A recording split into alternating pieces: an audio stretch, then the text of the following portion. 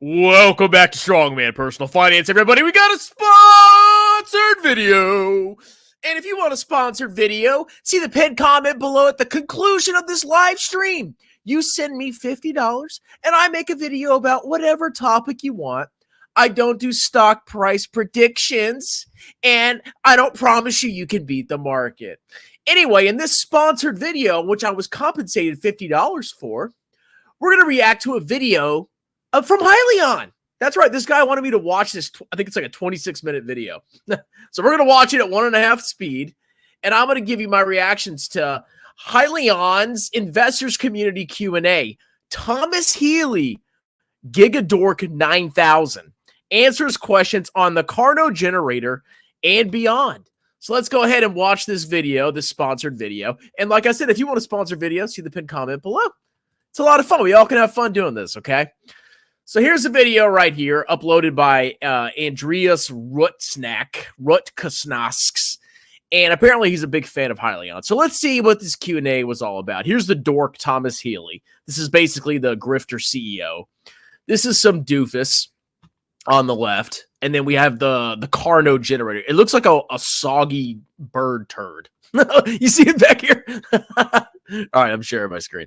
All right, let's go ahead and watch this at 1.5 speed and learn about the Karno generator. Joined by Andreas, who's been a big supporter of Hyliion over the years, is the founder of the Hyliion Discord community. And we invited... this loser. So I actually went in that community, and they banned me because I said Hyliion is a piece of garbage. It is. They don't even have revenue. But I'm smart because I'm Andreas Rutsnack. You to come join us for this event to be able to share a little bit more of what's going on here at Hyliion with the retail investor community and for you to get a firsthand view of all that's happening at Hyliion. So yeah, they're huffing farts. That's what they're doing at Hyliion. I know the community has submitted some questions that we're going to run through today, so I'll hand it over to you. Awesome. Thank you. First of all, thank you so much for this invitation. It's been amazing. And yeah, let's get into it. So the first... Man, all these companies have their little YouTube shills, okay? If you fluff these companies, they'll bring you on and they'll give you the fluffing treatment, and you'll feel like you're winning in life because you're talking to a CEO. This guy's a freaking joke. Zero revenue. Failed freaking oops, did I curse? Failed freaking truck launch. They abandoned that. They bought this Karno to continue to grift of Hyliion. They should have dissolved the company and returned the cash to the shareholders. This question is, can you talk about how fast the machines are? How many of the machines are needed to make Karnos for this and next year's anticipated volumes? Sure. So additive manufacturing is really an unlock to the technology, right? The Karno generator, based off of like Stirling engine technology, it's not brand new. These type of engines have been around for over a century. But what we've done is we've really taken latest and greatest tech, combined it, and made the Karno. So one of those major unlocks is using additive because we can make parts that conventional manufacturing just never could have made. Am I crazy? I thought they bought this from GE. Am I crazy? And that allows us for much better efficiencies, better heat exchange. So thus, one of the big questions is, well, how many of these additive machines do you need? Is it even feasible? And for anyone listening in, like, people think of additive manufacturing as like, oh, let me make this little trinket and it takes a ton of hours to make a small little part. That additive has come a major way from where it was initially about 10 years ago. And we're at a point now that aviation, healthcare widely use additive, automotive's just starting to use additive. So for us, we are still working through exact throughputs per machine. Now, we have a good idea of it. We have built the cost models. We see it's economical in order to do it. The reason we're not giving an exact number is there are parameters that we can change, right? So which generation of machine? We're talking about at this event how there's a next generation of machine from GE that we're just starting to take delivery of here this year. That increases the throughput. There's how much power do we use out of the laser in order to melt the metal? Man, GE's getting a good deal. It sounds because it sounds like GE is selling the machines to Hot Hyliion. So they get rid of this generator. They sell it to Hot Hyliion. Hot Hyliion then has to buy more crap from GE. They can't really lose. They're making money, and Hot Hyliion is just blowing freaking money. Not supposedly selling Karnos next year. Wow. But besides that, I have no idea what he's talking about. How fast you lay powder down. All these things change how many parts you can make. So as we're in the R&D phase, we're more running these machines on the conservative end. And then as we get into production, we'll continue to push those bounds. For instance, right now we're one of the pieces we're making it at like 200 watts out of the laser. Lasers are capable of 1,000 watts. And there's even talks about lasers having more capability than that. So as you increase that, I mean, that could be a 5x in speed increase, right? So that's where we have Did I hear 5x? Not your stock price. Confidence it's economical as to where it is today, and then we see even cost down opportunities as we go forward. Awesome, thank you. The second question would be, are there any Karno generators that have been operating continuously for over 1,000 or 2,000 hours, and what has been their incident history over time? Yeah, so it's a yes and no answer to that one. So there has not been a single generator just running continuous, but there have been hundreds, and I believe into the thousands of hours that have been running in different tests and different components being run. So it's well tested out in terms of. So no, it hasn't. Wouldn't that be funny if they started selling these things and then they started breaking after like 1,000 hours? Oh yeah, but if cumulatively, I'm probably just pulling this number out of my butt because I'm Thomas Healy. Cumulatively, I think they've ran 1,000 hours or something like that. Yeah, they haven't been tested like actual in the field. It sounds like for an extended period of time. I mean, I imagine if you're releasing a generator, you want to make sure it can actually freaking run for thousands of hours, because it's kind of like a warranty thing. Like if a company provides these generators and there's flaws, they're going to get freaking wrecked with warranty expenses. So it sounds like they haven't actually done that. He's just kind of like, doing a workaround to say he has. That's what it sounds like to me. This technology initially started over 5 years ago with NGE, and then Hyliion acquired it. We've then put a lot of hours in running in it, but there's not a single genset that has just been continuous run for 2,000 hours. That is what we're working towards, though, right? You'll see that we've got the alpha generators that are on the dyno right now, and then we're this year releasing the beta version of the generator. Goes up to 200 kilowatts of power output. Beta generators. Is my volume working? Everybody's mad about the fart intro. I'm sorry. And that is what we're envisioning is the production design. That's what we'll start delivering to customers later this year. And that's the one where our plan is we're going to have one of them just running at this. Wait, they're going to deliver to customers this year? Oh my God! Their company is going to go to 20,000x!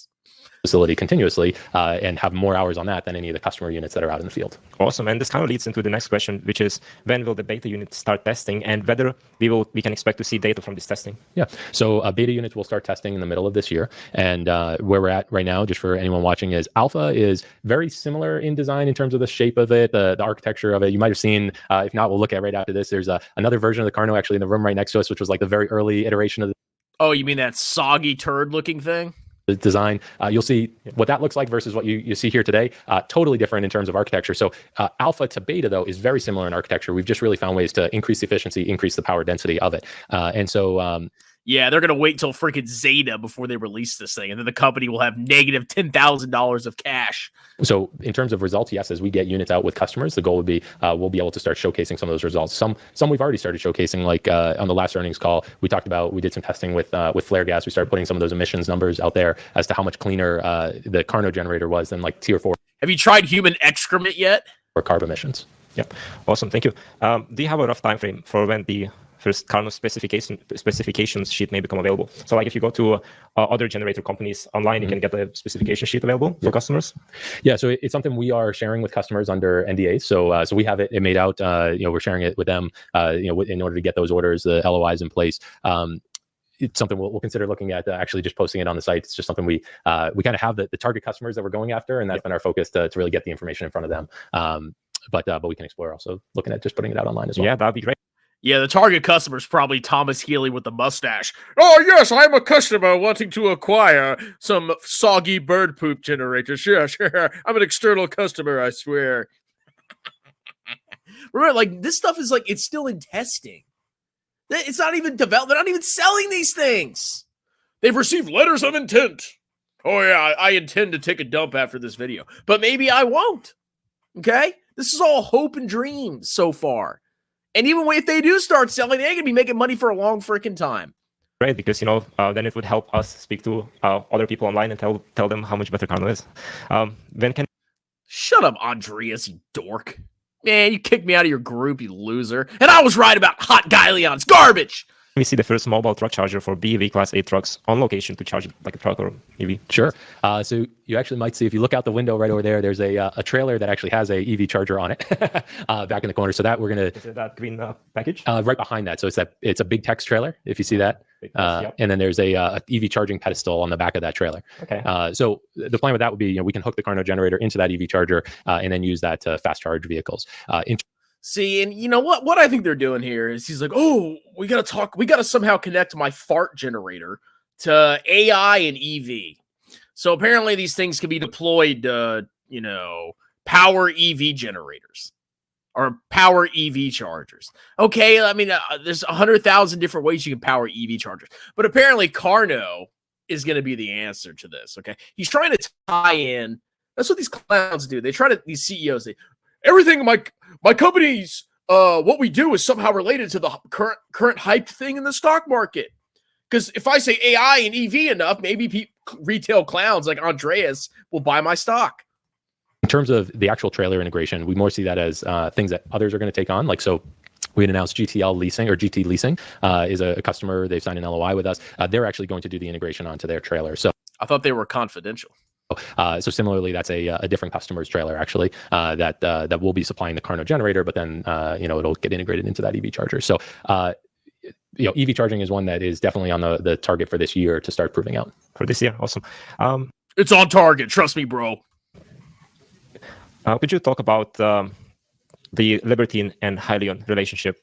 The question is, what is the current state of the relationship between Hyliion and Libertine, and what does Libertine bring to the table, and whether they're in the courting phase, but they haven't achieved coitus at this point yet. The Karno that you'll be showcasing tomorrow has the Libertine piston or the Hyliion in-house production design. Sure. So as I think we've previously shared that we are going to be moving away from the Libertine linear motor part of the generator. So just a little background for anyone who's not familiar with that. So the genset is comprised of the center section, which is the electric motor that has the rod moving back and forth, and that's producing electricity. That part we had sourced from Libertine. Rod moving back and forth. And then you put the... we still sharing here? Okay, we're good. The cooler, the heater, the reactor, build those out on either side of it. Those were always Hyliion's components as you built outwards. What we've actually decided to do for the beta version of the Karno is we've also taken over the linear electric motor part of the design and made that a Hyliion proprietary design as well. So as we move the technology from alpha to beta, that's where we'll move away from the Libertine linear motor, move to actually our own in-house linear electric motor. And the chief engineer that's running that one sits right at that desk there. So okay, awesome. It's like a cardboard cutout. Will Hyliion continue to be capex light as they bring Karno to scale? Yeah. So in terms of overall business model, we in the past have expressed we want to stay capital light. We want to try to do that as much as we can with this as well. The difference is that buying additive machines, that is part of this business model. We have looked at, are there ways to contract manufacture it to use others to actually produce the components? That's on the table, but we've also said that we are going to start building out our own manufacturing as well. So that's where we're differing some from that capital light. The difference is that this is customary equipment that is used in other industries as well. And so the ability to go out and look for equipment financiers, we think is pretty strong. So, at this stage today, we are just using the capital we have on our balance sheet to buy this equipment, but we're also looking at, can we bring in financing partners, or could we even look at government grant opportunities or financing opportunities in order to buy these machines? And then the other. Oh my God, here we go. We may not be as capital light as we thought. And, but I'm sure we could bring in financing by fluffing the stock to clowns like Andreas and other retail dopes that'll probably buy the stock if it goes up. Oh, we can just issue more shares and continue to not sell anything and continue to burn cash left and right. But maybe the government will give us money. Yeah, that's just what I freaking need my tax dollars going to. Aspect is contract manufacturers that maybe already own the machines or would want to procure the machines and do the printing for us. So I'd say at this stage, we are looking at all options, right? Long term, we don't see the right path as just using cash on our balance sheet to fully procure the machines. But if we can get attractive financing terms in place, that's a pretty strong option for it. Who is going to give attractive financing to a company that doesn't even have freaking revenue? Get out of here. What a freaking joke. Okay, and that kind of leads into another question, whether you have applied for any government grants already. Yeah, so we have numerous things kind of in the works on the government side. So one is IRA, which we had announced on the last earnings call, and this wasn't necessarily something we applied for, but we... The Irish Republican Army? We worked in the background to ensure that the Karno generator would qualify under the IRA for the 30% tax credit. And then since it's domestic content, we actually get an additional 10% on top of that. So up to 40% tax credit for the Karno. Now, wow, I love what our tax dollars are going to. The rules around that for 2024 are established, locked in. We have a high confidence we qualify for that. As we go into 2025, the government has not yet fully laid out all of their specs for it. So from what we've seen thus far, we do see ways that we will qualify for the IRA going forward as well. But we can't obviously say that we do until the government releases their exact specs. So that is underway. And then we are also exploring other opportunities, like as I mentioned, equipment financing opportunities or grant opportunities, as well as I'm sure you've seen the Office of Naval Research. We've done some joint communications with them as well. So more to come on that in terms of we do see the Karno generator being a great fit for marine applications, really driven by a lot of characteristics, but one, the fuel flexibility. So on some of these larger vessels, they'll actually mix the diesel fuel with salt water for ballast in the vessel, and so that contaminates the diesel fuel. Since the Karno is so flexible on fuel, we can actually use contaminated fuel through the Karno. So just some of these unlocks are a really good fit for the marine application. Yeah, I imagine it's also really good for a sort of ground transportation. I like how he has these grand ideas for what the Karno can do. They don't even have like a freaking fully functioning product that they're selling yet. Man, I need to be a CEO of a publicly traded clown stock. Where you need to be able to run on any kind of type of fuel you have available at a point, like if you're in a military kind of scenario. I have a serious question. Can this thing run on human urine and excrement? I'm serious. Can this Karno run on that? Because if it can, maybe I'll be more for this thing. I imagine. Yeah, it's one that we see a lot of logic to, like military bases, right? Where you could use diesel, you could use propane. If jet fuel is available, it can run on that as well, right? It really just gives you flexibility. Amazing. So the Diamondback well in the Permian. We're out of fuel. Everybody gather around and take a whiz in the Karno. Oh, it burned my dick! Test. I understand it was done where the gas was taken from the well to then test at the facility, right? So the question is, when is it test at an actual Diamondback well in the Permian plant, like gas right off the dryer on the well being fed straight into the combustion chamber? If you kind of plan to test something like that. So the fuel that we tested, we had sourced that through Detmar Logistics, right? And we've announced that Detmar is going to be one of the early customers. So Detmar went and got us Permian Basin gas. We then took it here to this facility. We ran it through the reactor, tested it, and made sure that it could produce the heat levels needed in order to run the Karno, as well as we talked about, make sure that we could hit those low emissions levels. Oil and gas is definitely a strong focus for us, probably one that, if not late this year, would then be early next year, but is going to be one of those early deployments. Yeah, it's very interesting. Sob on Discord no longer posted about the sat nav, I think it was. Guys, we have a generator that can run off oil and gas. It's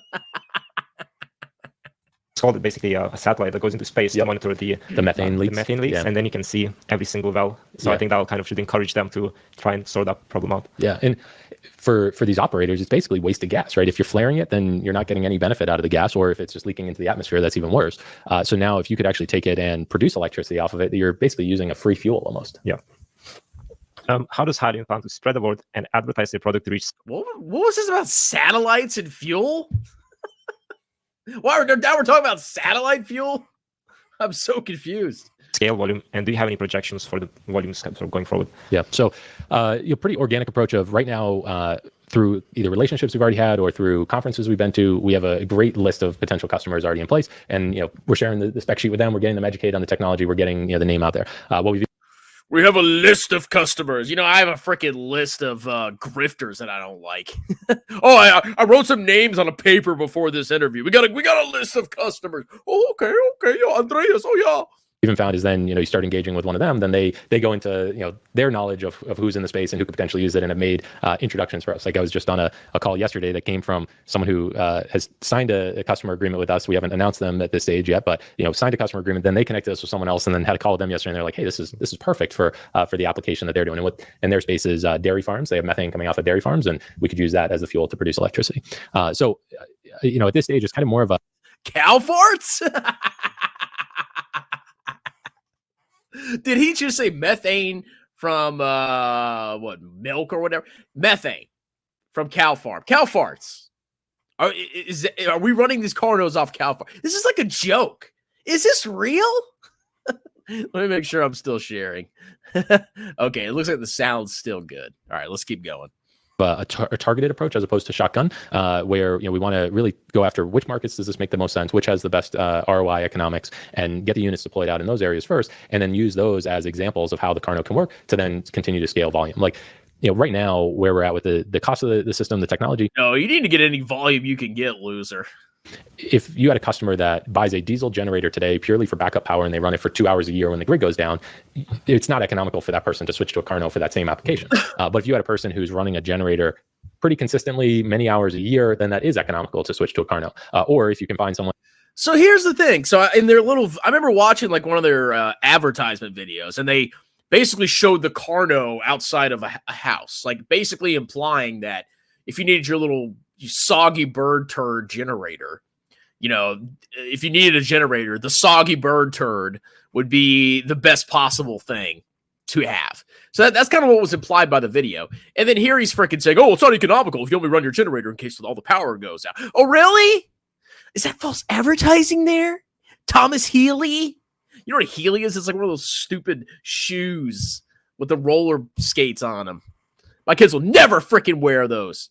One that can't use conventional gen sets and is looking at other technologies like fuel cells, then that's where we see Karno being even a stronger fit, right? So that's where we want to make sure our marketing and our targeted approach is going after those applications as opposed to more of like a standby emergency power at this stage. Now, that doesn't mean that eventually as we scale our volumes and bring our costs down and as emission regulations become stricter, that doesn't mean eventually we can't go after emergency backup power. It's just not the right fit for the early units that we're getting out there. Okay, thank you. Let's pump the brakes here. Okay, let's actually make one that's like ready to be sold first. When can we expect to hear more about the other LOIs being reviewed or the ones you have signed already? That is of interest. So it's a mix of, as we're engaging with these customers, some of them are open and eager to announce it publicly and discuss it. Others are saying, hey, we want to actually get a unit deployed. We want to see the results of it. And then assuming that's successful, then we'll go ahead and do joint communication. So yeah, are they signing LOIs without even seeing this thing actually works? This is clown show. This is like, I don't even know what to say, man. This is just so freaking ridiculous. Like how these clown shows can just operate in the United States of America. All because a bunch of retail morons flooded this company with money by bidding up the freaking shares with all the shills that were pumping it. What a freaking joke. It's kind of a customer by customer side of situation. And as customers are saying, yes, they're open to doing a joint communication, then we'll put the press release out there. But in terms of the volume for this year, 2024, we are in good shape. We have the parties lined up that we're going to be shipping units to. And as we go into 2025, we're already growing backlog there. So yeah, we have good momentum going there. It's just some of them want us to actually showcase the product first before announcing it publicly. Awesome. Thank you. In the latest thank you guys said that in a period of 3 to 4 years, the output of 3D printing machines is expected to increase by a factor of 10 compared to current outputs. Mm-hmm. And I just wanted to touch base on how realistic this projection is. And do GE and other vendors have in their pipelines new machines that are in line with these outputs? Yeah, so as you mentioned, GE is one of the leading producers of additive machines. There are other companies that are making similar machines as well. So we've got a great relationship with GE. As you know, that's where the technology came from. Our intent is continue using those GE machines, but obviously if someone else has a better technology or better cost, we will explore that. We see high confidence in kind of the speed of these machines continuing to increase. And reason being, we mentioned a little earlier about you can increase the laser output, you can increase the speed at which you're laying down the powder. You can add more lasers to the machines as well. You'll see, some machines we have only. What kind of powder are we talking about here? The one you snort? You have 1 or 2 lasers. Other machines have 4 lasers on them, right? So if you double the amount of lasers, that is a 50% or 100% increase in speed, right? If you go from 2 lasers to 4 lasers, that's a double. I'm good at math. I'm Thomas Healy. I'm a CEO. There's a next evolution of printers coming out where you can use a single layer and these will have 8 lasers. So if you go from 4 lasers to 8 lasers, that's a double. Actually print an entire image at once. That's where we see the real speed breakthrough. You print a schlong. Thomas Healy, can we see what your laser printers can do? And then I hack the computer and it prints a big schlong. There's a bunch of government officials. Oh, what is this, Thomas Healy? I'm just kidding. I would never do that. Okay, and I am not capable of doing that. This technology is already being tested and is in the lab, kind of being showcased, and that's where we envision in the next handful of years here, it actually being released commercially, and then you see that significant increase in speed. Even with where we're at today, though, on printer technology, it is. We project in 4 years we will maybe have this. Okay, that means a lot. Economical to do this. Now, it might not be economical to go after standby applications or emergency power, like I mentioned, but it is economical to compete against other alternative fuel generator solutions, or if you're in a heavy use of the genset for kind of more prime power applications. That's where even additive speeds today, you can make an economical product. I see. So on Discord, there was sort of a big conversation about combined heat and power systems that power entire they power entire office parks and industrial buildings. And I was wondering if you guys have considered whether Karno could sort of do that role. Yeah, so we can definitely provide the electricity for that role, and then in the combined heat and power, what that is really it's using the waste heat that we would produce as a way to either provide like hot water to a facility, and then or another application is actually it's one we're looking at here in Cincinnati. It's using the waste heat to actually like power wash bays for vehicles. So if you have excess heat, there are. Oh my God! See what these clowns are gonna do, right? These retail dopes are gonna all these like ideas that he's like postulating, like the fart generator, the soggy bird turd can do this or that. They're going to put that in their little models. Like, well, I predict that Hylion's Carney generator is going to, power every single car wash in Cincinnati in 2028, and the margin will be this. And so therefore the valuation is, this is stupid. Okay. This is all speculation and all garbage. But of course you dorks are going to get excited. Oh my God! Buy the dip! Or some industries that need that or could use it. And so the initial Karno generator is actually already designed to be able to offer combined heat and power. And so we'll be able to provide the electricity and provide heat. The way it works is basically a generator can provide electricity and heat. Crazy. Coolant lines, the glycol coolant lines that we have that go through the generator, they can either bring that heat into a radiator system and expel it out into the atmosphere, or you can run it through a heat exchanger and provide that heat into a facility. Yeah, so that's how usually they can move the heat into a building or push it outside. Guys, this is mind-blowing. What this generator? Have you ever heard of a generator before? This is crazy. Heat and power, combined heat and power systems work, but from what my understanding is that they're really big. Like they're usually very, very big turbines. I was wondering if you looked into how that size compares to like a 4-pack Karno generator. Sure. So general rule of thumb is if you're going to get 200 kilowatts of electrical output, you're going to have around a little bit less, but around 200 kilowatts of heat output as well. And that's purely driven from the standpoint of, since we have a 50% electrical efficiency, the other 50% is going to heat. Now, I say it's close to 50%. It's not exact because we're using some of it for running fans, running pumps, compressors, those sort of things, blowers in the system. So you're basically going to have a 1-for-1 though. If you produce 200 kilowatts of electricity, you'll have close to 200 kilowatts of heat. And then if you stack up the Karno, so if you did 5 of them stacked together, then you'll have 1 megawatt of electric output and 1 megawatt of heat output. Awesome, thank you. Is that just times 5? It's like he's trying to prove that I'm good at math. If you have 1, it's 200. But if you have 5, it's 1,000. That's smart. Give me money. Will Hyliion provide a subscription, monitoring, and maintenance service for the maintenance for Karno? Yeah. Subscription, monitoring, and maintenance. You don't have the freaking generator sold yet, dork. So we do have cellular connectivity to the device. So as we have units out in the field, we'll be able to get that data back. In terms of exact subscription models, and are there opportunities for like a recurring revenue sort of a model? It's absolutely something we're considering, we're looking at, exploring. It's not something we've put in place or set up yet. Really driven from the fact of the goal today is let's just get these initial units out into customers' hands and there you go. Prove that the actual generating part of generating electricity part of the technology works. Thank you. From a safety standpoint, does the Karno design take into consideration tampering or theft once the Karno is deployed in a charger? Yeah. So yes, it has built-in auto cannons that pop if somebody tries to steal the Karno, the soggy bird turd, it just pops out, and then it's got a chainsaw.